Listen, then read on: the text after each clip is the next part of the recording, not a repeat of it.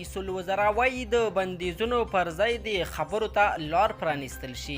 ګرانو کتونکو، تازه، دقیق او پر وخت خبرونو لپاره چینل سبسکرایب کړئ. رئیس الوزرا مولا محمد حسن اخوند وایي چې نړیوال هغه تهدیدونه بیا تکراروي چې په تیرو 20 کلونو کې هیڅ نتیجه ورنه کړه.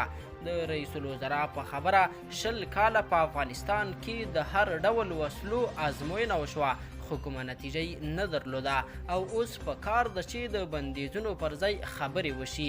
نوموړي زیاته کړه چې نړیوال هغه تهدیدونه بیا تکراروي چې په تیرو 20 کلونو کې هیڅ نتیجه ورنه کړه.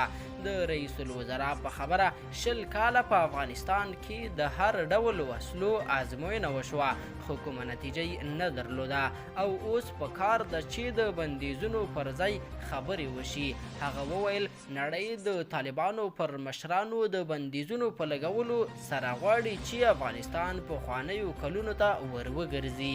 نوموړی په داسې حال کې یادې څرګندونې کوي چې د طالبانو پر 14 مشرانو د سفر بندیزونو د معافیت موده پای ته رسیدلې ده. ګرانو کتونکو، تازه، دقیق او پر وخت خبرونو لپاره چینل سبسکرایب کړئ.